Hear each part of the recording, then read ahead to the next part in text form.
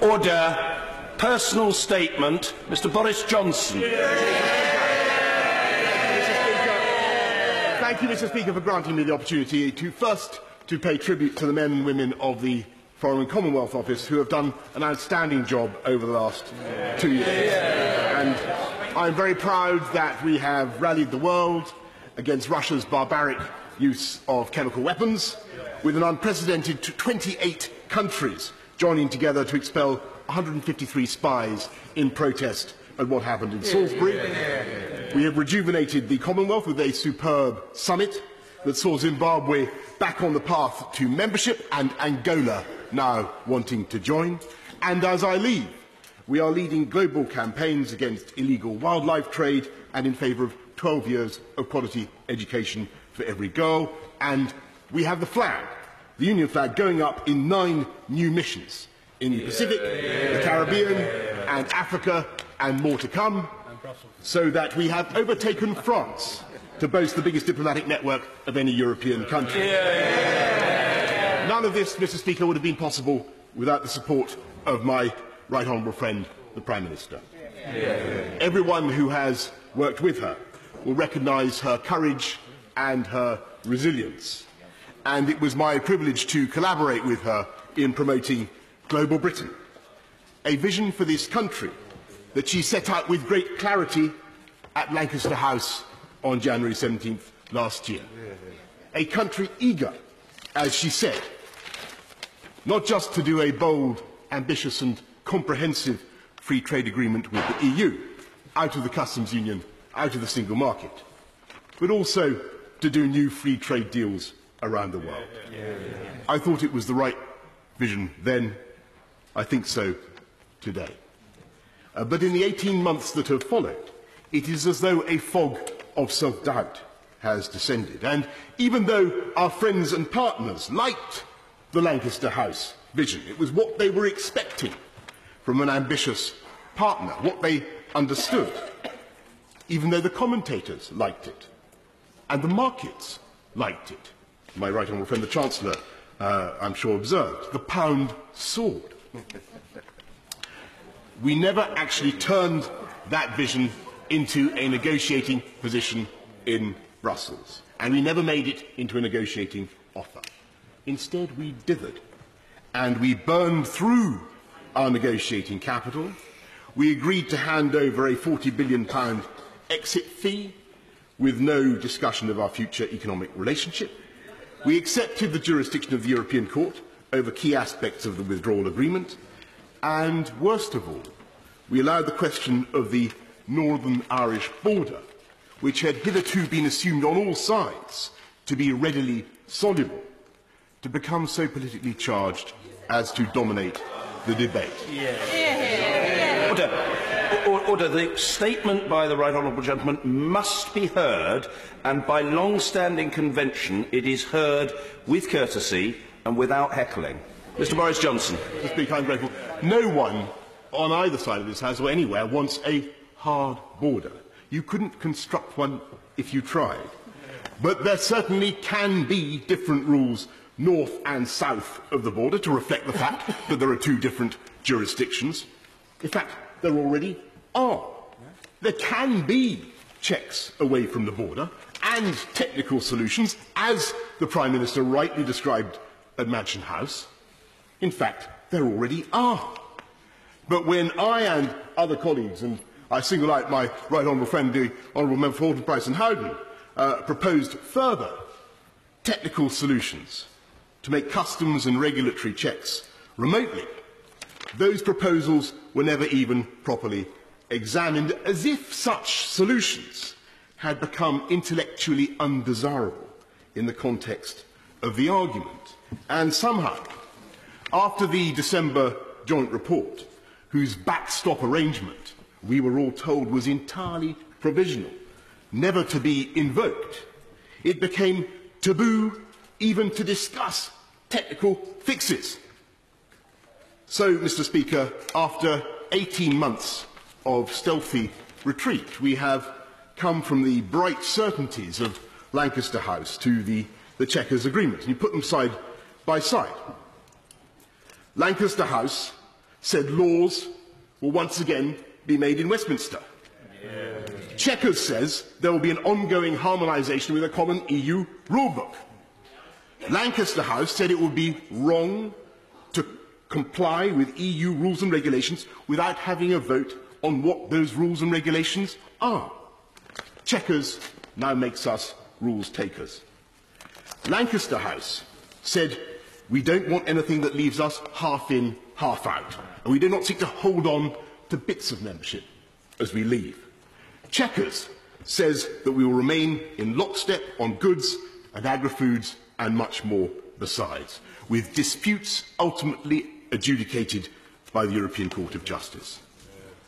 Far from making laws in Westminster, there are large sectors in which ministers will have no power to initiate, innovate or even deviate.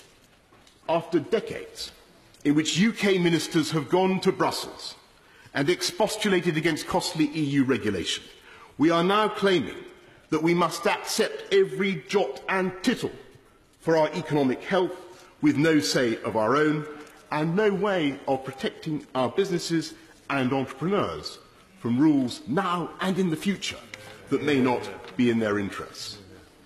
My right honourable friend, the Chancellor, was asked to identify the biggest single opportunity from Brexit.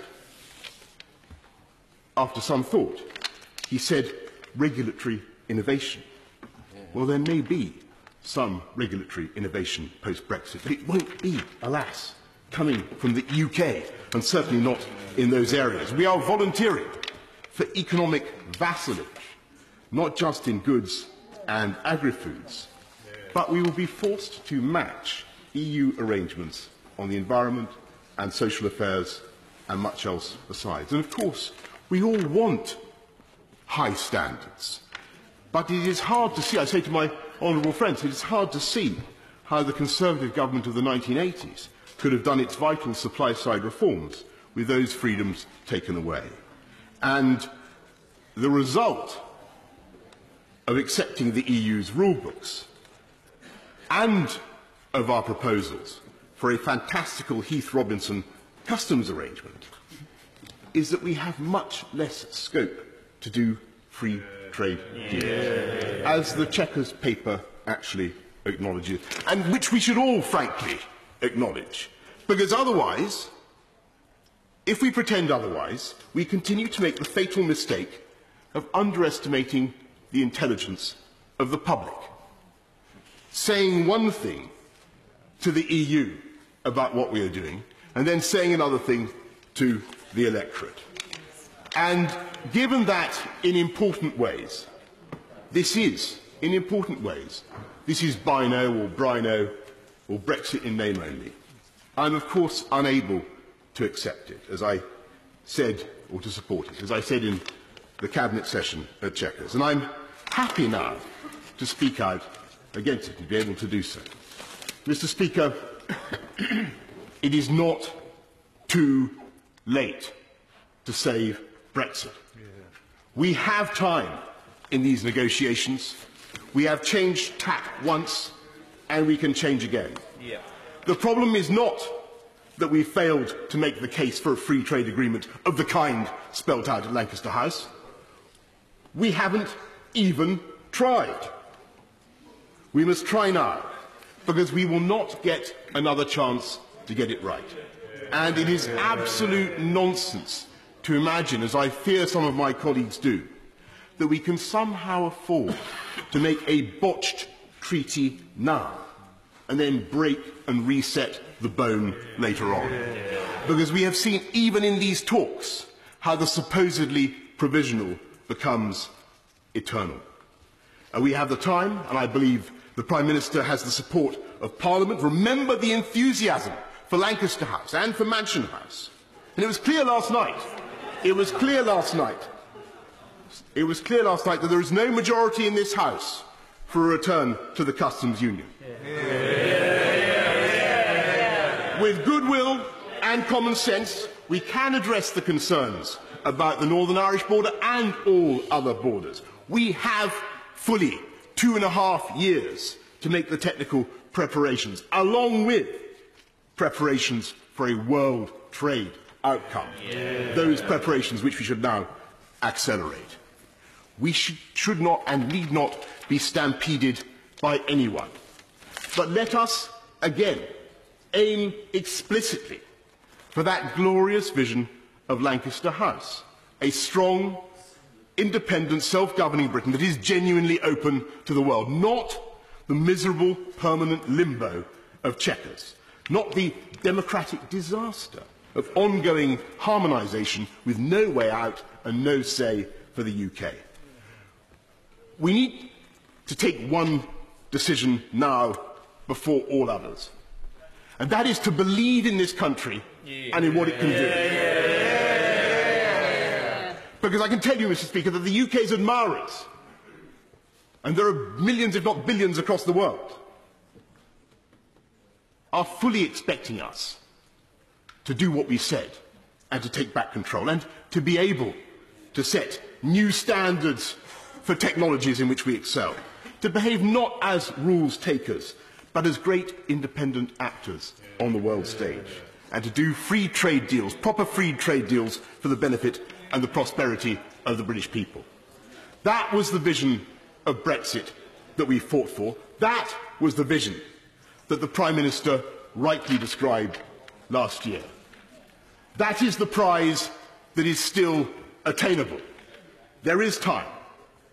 And if the Prime Minister can fix that vision once again before us, then I believe she can deliver a great Brexit for Britain, with a positive, self-confident approach that will unite this party, unite this House, and unite this country as well. Yeah!